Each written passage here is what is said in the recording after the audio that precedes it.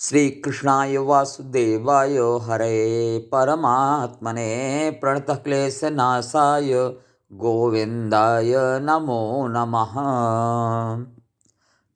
कल श्रावणी है, यानी उपाकर्म है।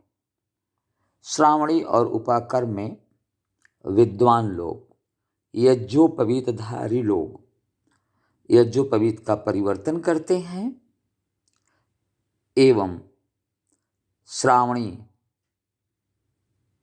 प्रक्रिया को पूर्ण करते हैं, जिसमें गाय के गोबर का शरीर में लेपन करते हैं। ऐसा माना जाता है कि गाय के गोबर, जो देसी गाय है, उसके गोबर के लेपन से शरीर में जो वर्षा ऋतु से संबंधित कीटाणु, जीवाणु और विषाणु हैं, वे नष्ट हो जाते हैं और शरीर में जो नकारात्मक ऊर्जा होती है वह दूर होती है।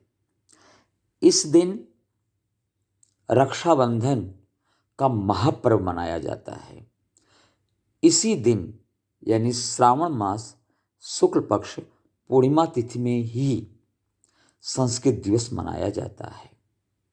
संस्कृत दिवस मनाने के लिए आप संस्कृत बोलकर मना सकते हैं। संस्कृत में एक दूसरे को शुभाशय दे करके, सुप्रभातम, नमो नमः करके मना सकते हैं।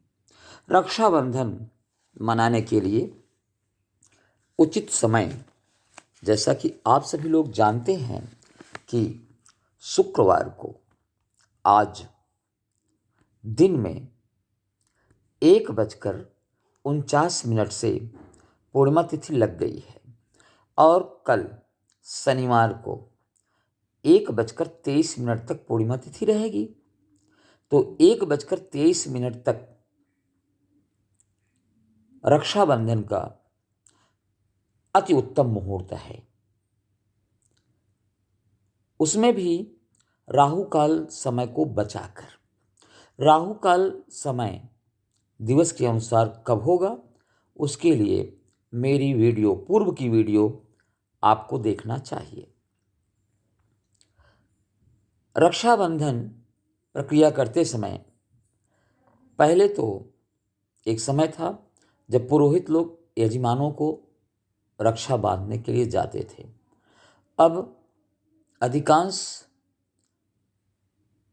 परिवारों में ये परंपरा चली आई है कि बहन भाई को रक्षा बांधेगी। पुरोहित लोगों का जाना यजमानों के यहाँ कम हो गया है। समय और परंपरा दोनों की पद्धतियों में परिवर्तन हुआ है। फिर भी जो बहनें अपने भाइयों को रक्षा बांधे, उनके लिए कुछ सुझाव। नंबर 1, राहु काल में रक्षाबंधन ना करें। 1:23 से पूर्व रक्षाबंधन कर लें दिन में। उसके बाद भी रक्षाबंधन किया जा सकता है, लेकिन अति उत्तम मुहूर्त नहीं रहेगा। तीसरी चीज है, जो सर्वोत्तम समय है, अगर सर्वोत्तम समय को देखा जाए तो सर्वोत्तम समय सिंह लग्न में आएगी, जो कि प्रातः काल 6:06 से लेकर 8:20 तक रहेगी। यह अति उत्तम मुहूर्त है रक्षाबंधन का। इसके अतिरिक्त दिन भर कभी भी रक्षा बांधे, उसमें कोई दिक्कत नहीं है। अब अगली बात आती है, अगला प्रश्न आता है कि रक्षाबंधन और अधिक शुभ कैसे हो। उसके लिए हम आपको 3 मंत्र बता रहे हैं। 3 मंत्र में पहला श्लोक है स्वस्ति का। आप जल छिड़कते हुए भाई के शरीर पर अथवा पुष्प वर्षा करते हुए इस श्लोक को बोल सकते हैं। स्वस्ति न इंद्रो वृद्धश्रवाः स्वस्ति न पूषा विश्ववेदाः स्वस्ति नस्तार्यछो अरिष्टनेमिः स्वस्ति नो बृहस्पतिर्दधातु। इस मंत्र को आप बोल सकते हैं। इससे जो है कल्याण होगा बहन के जो भाई हैं उनका। इसके अतिरिक्त तिलक लगाते समय इस श्लोक को बोलें। आदित्या वशवो रुद्रा विश्वदेवा मरुद्गणा तिलकम ते प्रयच्छन्तु धर्म कामार्थ सिद्धये। मस्तक पर रोली या शुद्ध चंदन लगाएं। उसके बाद में चावल लगाएं। वह चावल लगाएं जो टूटा हुआ ना हो, उसको अक्षत कहते हैं। अक्षत का प्रयोग सदैव बहुवचनांत होता है, इसलिए एक से अधिक अक्षत को लगाएं। न छतः अक्षतः, जो टूटा ना हो उसे अक्षत कहते हैं। इसके बाद में आती है बारी कलावा बांधने की, रक्षा सूत्र बांधने की, राखी बांधने की। उसके लिए मंत्र पढ़ें। एन बद्धो बलि राजा दानवेंद्रो महाबलः तेन त्वां प्रतिबध्नामि रक्षे माचल माचल। जिस समय बहन इस मंत्र को पढ़कर राखी हाथ में बांध रही हो, उस समय भाई के दाहिने हाथ में कुछ पैसा होना चाहिए, कुछ धन होना चाहिए। मुट्ठी में उसको लिए रहें और बाद में जैसे रक्षा खत्म हो, बहन लड्डू खिलाए तो लड्डू खाना चाहिए। और जैसे लड्डू खाना प्रारंभ करें, उसके पूर्व हाथ में लिए हुए उस पैसे को अपनी बहन के हाथ में रख दें। पहले यही प्रक्रिया पुरोहित के साथ होती थी। पुरोहित और अधिक मंत्रों का उच्चारण करते थे। पुरोहित का अर्थ होता है कि पूरे पुर की रक्षा करने वाला जो है वही पौरोहित्य है। अब पुरोहित लोग यजमानों के यहाँ कम जाते हैं और अधिकांश जो बहनें हैं वो भाइयों को राखी बांधती हैं।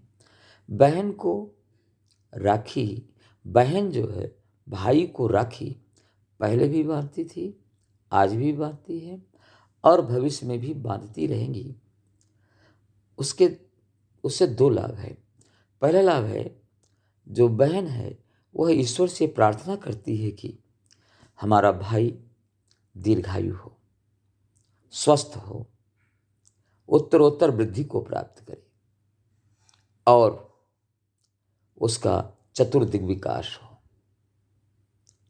और भाई अपनी बहन की रक्षा के लिए, उसकी समृद्धि के लिए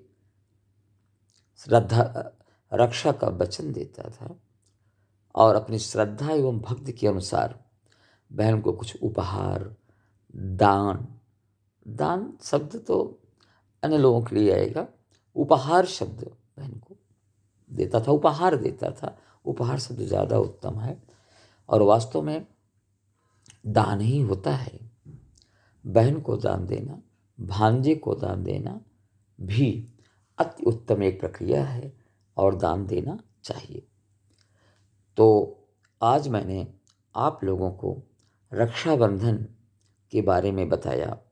रक्षाबंधन की प्रक्रिया आज से नहीं है, आदि अनादि काल से चली आ रही है। यहाँ तक कि भगवान श्री कृष्ण को द्रौपदी राखी बांधती थी। फिलहाल इस कथा में मैं जाऊंगा तो वीडियो का विस्तार अधिक हो जाएगा, इसलिए आज यहीं तक। आप सबको भारतीय संस्कृति परंपरा का एक महोत्सव जो रक्षाबंधन है उसकी अनंत हार्दिक शुभकामनाओं के साथ अपनी वाणी को विराम देता हूँ। नमो नमः।